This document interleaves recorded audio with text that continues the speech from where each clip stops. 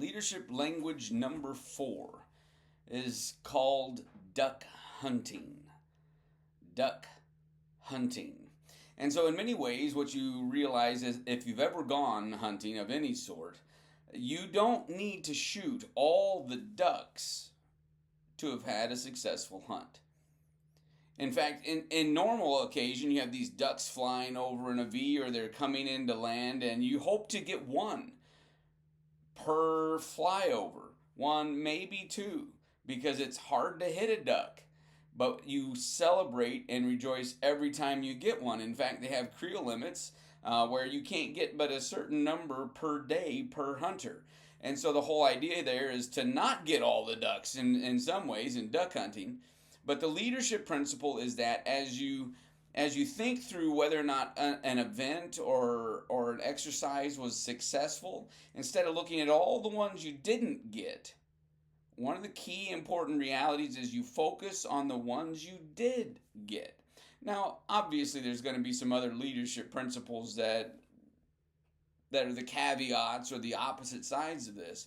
But say, for instance, in a church setting, if you were to send out 10,000 flyers to a postal zip code, would you be upset if you only had 100 households come?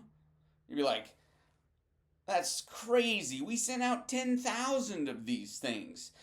We only got 100. No, in fact, you would celebrate that you got 100 because that's a ridiculously high margin of success.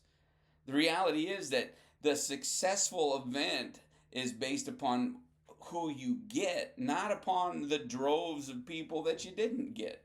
And so there's a sense in which oftentimes we can discourage ourselves unnecessarily as we're pursuing doing work for the kingdom. We can get lost on the 99, maybe instead of that we already had in the parable, the 99 that we didn't get, we just went and got the one that was the loss. But over time, those small successes add up and accumulate and aggregate to something massively successful.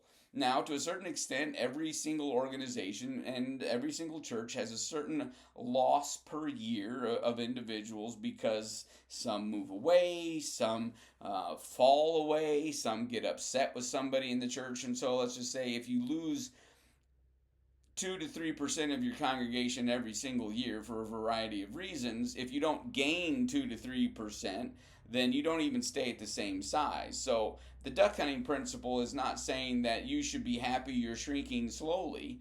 That's not the principle. The principle is if you throw a Halloween party and you invite 100 families and you get 2 new families that come, that's tremendous because you got new people to come. And so then connecting with them and getting them rolled into the fold, if you will, either through Sunday morning attendance, through small group participation. But you're going to realize that as you go through these events and these activities and these exercises and these plans, that there's going to be more missed than you hit. And so the duck hunting principle is a duck hunter that gets 5 ducks is elated. They are excited. They are tremendously excited about the 5 that they got. And so why shouldn't you in church leadership be excited about the ones that you got?